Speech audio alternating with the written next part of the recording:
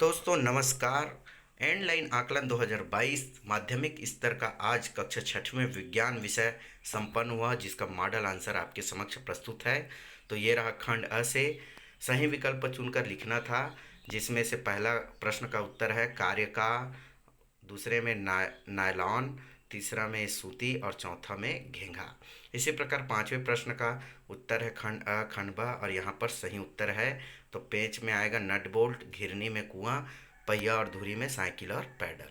फिर छठवें नंबर का जो प्रश्न है उसका आंसर है नीटेड कपड़ों की विशेषताएं। इन कपड़ों में फैलने व सिकुड़ने की क्षमता होती है। दूसरा, ये कपड़े शरीर में फिट बैठते हैं। और तीसरा, खेल के क्षेत्र में ये कपड़े बहुत उपयोगी होते हैं। फिर सातवां नंबर का प्रश्न का उत्तर है सूर्य ग्रहण।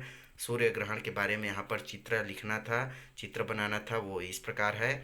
और सूर्य ग्रहण के बारे में हमें लिखना था 3 बिंदु में हो, चाहे 30 शब्दों में, 40 शब्दों में।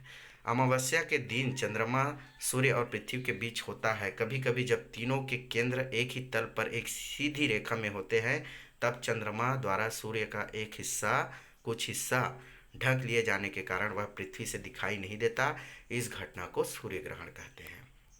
फिर आठवां नंबर का प्रश्न है वस्तु का नाम है चुंबक से आकर्षित हुई या नहीं, चुंबकीय अचुंबकीय पदार्थ, इसको हमें छांट कर लिखना था। तो स्ट्रा, यह आकर्षित नहीं हुई, यह अचुंबकीय पदार्थ है। ब्लेड आकर्षित है इसलिए चुंबकीय है। लकड़ी नहीं होती है, अचुंबकीय है। रबर भी अचुंबकीय है। इसी प्रकार कैंची और दरवाज़ा जो है आकर्षित हुई, इसलिए यह दोनों चुंबकीय है। फिर 9वें नंबर का प्रश्न है कचरे के ढेर से होने वाली परेशानियाँ। तो इससे परेशानियाँ होती है वह इस प्रकार है। कचरे के ढेर से बदबू आने लगती है, मच्छर मक्खियों की संख्या में वृद्धि हो जाती है। तीसरा, बारिश में कचरे की गंदगी बहकर पानी को प्रदूषित करती है। और चौथे नंबर है आसपास का वातावरण प्रदूषित हो जाता है।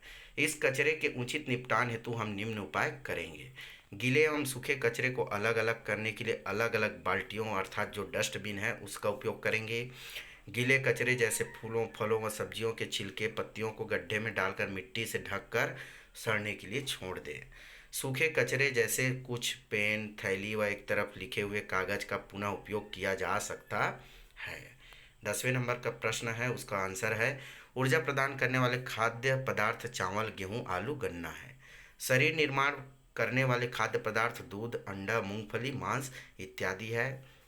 इसी प्रकार तीसरे नंबर का आंसर है विटामिन एवं खनिज लवण हमारे शरीर की प्रतिरोधक क्षमता में वृद्धि करते हैं। फिर खंड ब में है 11वां नंबर का मछली, मगरमच्छ, सांप, जोंक, मेढक। 12वें नंबर में आएगा बोल नहीं सकने वाले मित्र के इशारों को समझकर उसकी मदद करेंगे। इसी प्रकार इसी में दूसरा नंबर है अपने मित्र के प्रति सहानुभूति। और 13 नंबर बच्चे स्वयं बनाएंगे। और 14 नंबर का प्रश्न है ठंड के मौसम के कपड़े, गर्मी के मौसम के कपड़े, जो इस प्रकार है ठंड में ऊनी कपड़े पहनते हैं, गर्मी में हल्के रंग और सूती कपड़े। ये सर्दी में से बचाते हैं और ये गर्मी से बचाते हैं। ये जंतु से प्राप्त होते हैं। और गर्मी के जो कपड़े हैं वह पौधों से प्राप्त होते हैं।